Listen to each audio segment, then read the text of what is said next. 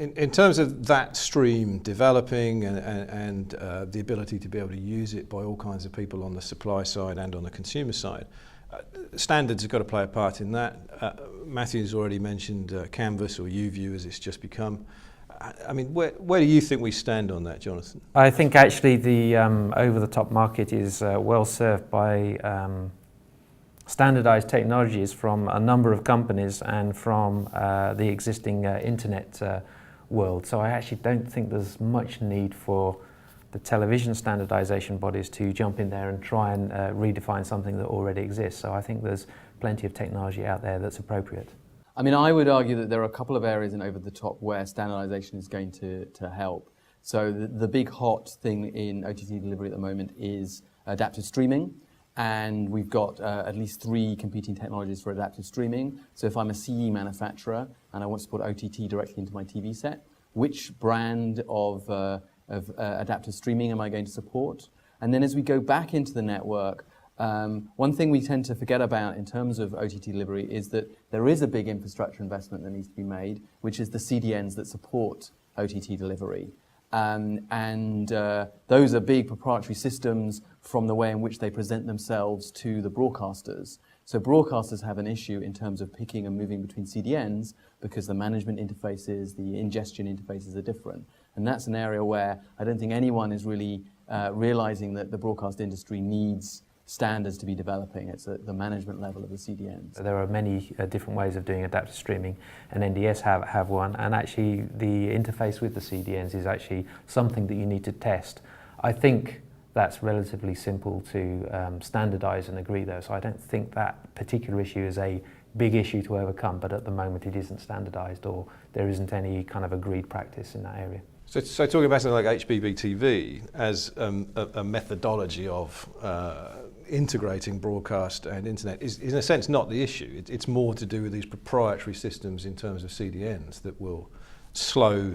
I think HBBTV is focusing mainly on the presentation layer, so there are lots of presentation layers that you can choose and all of them are adequate as far as I'm concerned. And don't cause terrible controversy in the network or adaptability problems with the devices. Discussions with our customers, they will have a favourite and they'll ask us to implement using a particular user interface technology. So it's not a particular standardization issue for us. They're well enough defined that we can work with any of them. Gianluca, you're building a lot of this stuff that's going to deliver. So, well, I have mixed feelings about standardization in general. I believe that in the network, yes, definitely, there is a point in which standardization has to happen, because otherwise you don't have the different systems talking to each other. So I believe, yes, in the CDN, the way to interface CDN, and which type of adaptive streaming at the end will prevail and will win and will become a standard. I believe that is a process that we are going through the same way we've been through with HTML and the various attempts of Microsoft to standardize their own technology versus what the rest of the world wanted. So we are into that process. I don't believe about standardization on the consumers' devices. It kills the principle of which consumer devices industry is built. In the sense, if I have a box that is standardized, what's the difference of buying Philips, Sony, or Changong, China? And when I make that normalization, then there is no interest for a brand like Sony to enter into the market, or maybe there's no interest for the broadcaster to even have a Changong device in the market that it's difficult to explain what the purpose is. So I believe that, like for instance, in the HBBTV case, I believe that HBBTV is not much of a standard as much as Linux is a standard. They just took, whatever the market of open source devices have, stack it together and said, we prefer this one because it's royalty free. So I mean, I have to disagree there. What we see is the TV manufacturers really want standards so that they can create one television set that will work across Europe, and they're not going to run into a whole different set of different country-based standards or approaches. What's been very important in the creation of the HBBTV standard, which hasn't just been a casual exercise, is trying to define a set of standards where TV manufacturers could still provide a lot of value add into what they provided. So it looked at standardizing, unlike UView, which I would claim is trying to standardize everything. What HBBTV tried to do is standardize the things which were important, but left the CE manufacturers and the broadcasters space to differentiate themselves between each other. But I just wanted to ask you a question, Matthew, but that differentiation wouldn't create an unstandardized platform? In the sense, wouldn't they have, let's say, connected TV? Aren't they creating an silos market for, if from certain TV I can access certain websites, I'm having the same problem from a consumer perspective that standardization won't solve. So, I mean, there's a big debate about connected TVs, about whether TV manufacturers are going to let there be open access to the internet or whether they're going to try and contain it to their own walled gardens or walled prairies. HBBTV as a standardization exercise didn't go anywhere near that part of the problem. All it was trying to solve was the relationship between the CE manufacturers and major broadcasters. What we've seen with the growth of OTT is it's really the major broadcasters who have the content that is going to drive consumers to use OTT services, use connected TVs in order to access their start over and catch up TV services. So what the manufacturers, Sony, Samsung, Philips wanted was a standard to ensure that they could access those catch up and start over TV services and the all-important broadcast links to them on a European-wide basis. So just a comment, we will be HBBTV compliant. But I mean, in terms of, just to finish off on broadcasters and where they might be going with this, I mean, clearly led by the BBC, but now joined by the other national broadcasters in the UK, you've got this UView system, which has a number of semi-proprietary aspects to it, which of course some other broadcasters like Sky heavily object to. I mean, do you think that's the way the market's going to go, that in each territory the national broadcaster will come together with others, or maybe there'll be a choice between two different players per market? Or can you see third-party aggregators being able to have independent systems where, as long as it's free to air, they're able to pull things together independently? I think it depends on which platforms begin to dominate, so I think the market will choose. So if you have a system that proves extremely popular, I think the content providers will rush to adopt the standards and present their content within the platform. So if UView is very successful, I think a lot of the broadcasters will join and other people will join in. And if it's not successful, then they'll try and find some other way of doing it and possibly integrate their content within another platform. And that would just repeat on a territory-to-territory basis? I think so, yeah. I would see UView as being kind of perpetuating the world of set-top boxes.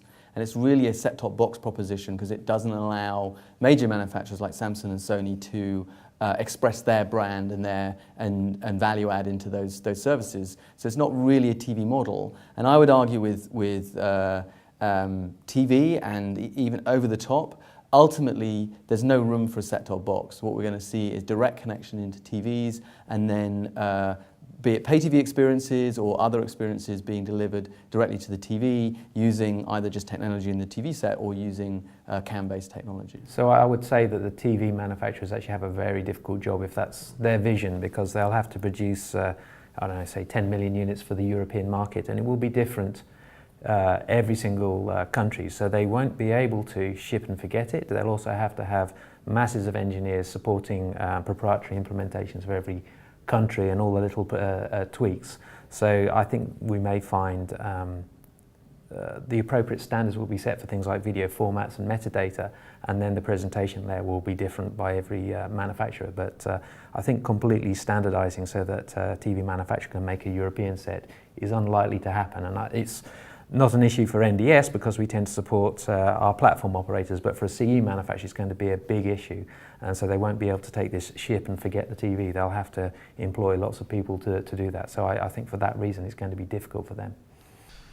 When we can talk about the power of the chips, they're going to have to put in all the rest of it. But I mean, just to stay on UView just for a second, I mean, as you said, the controversy there isn't so much as in technical standards, is it? It's in the insistence of a presentational standard that actually can quite easily change if you choose to. I mean, do you think that enough pressure will be exerted that they'll simply have to change that, and that people can begin to white label the UView service in some way? And if not, that, as you say, is going to mean we remain in a set-top box market, because you're not going to risk putting a connected TV that only goes through that. So I would say I think UView is going to happen unless all of these complaints come to something. But so far, all of the complaints have been put away quite successfully. But I think maybe the purity of the platform will begin to sort of break down over time as people bring in a connected TV that doesn't support the UView presentation layer, but does support the particular form of streaming that it has and things like that. And so a broadcaster will go, well, I created this platform, this particular CDN for UView, well, I'm going to reuse it for other things as well. So it kind of, that industry movement enables lots of other things, but maybe the kind of UView presentation remains in a very particular area, and potentially that's of most value to people like British Telecom, who have the most to benefit from having a more advanced UI to go and compete against Virgin and Sky. So that's very UK-centric. Yeah, I mean, you see other territories, and you're in the business of CDNs and of UIs, etc. I mean, is it going to be a case of first to market with the most muscle, or in the end, is there a way that best of breed can? Well, I think that we are already seeing customers around Europe following very carefully what's going on here in the UK, the UView activities, the standardization process.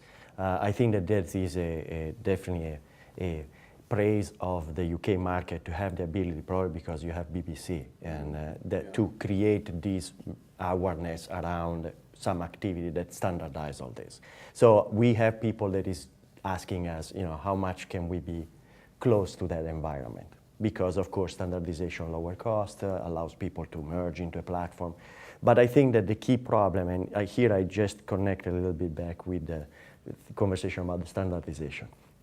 I think that it will be a bloodshed, the battle for the user interface, because that is the point that the consumer care the most, and where the consumer name the experience.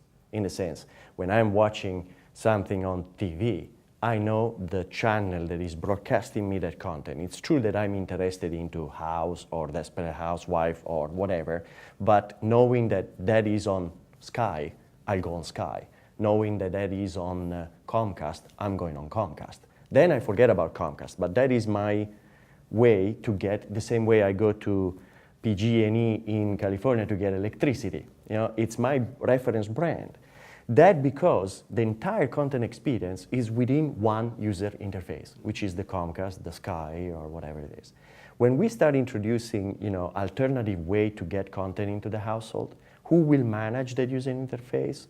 It's up to the, whoever will manage the household, if they will be able to put more boxes or not. So the fact that we will have different way to get content in the house and maybe different user interface will completely fragment the user interface battle, which become again up for grab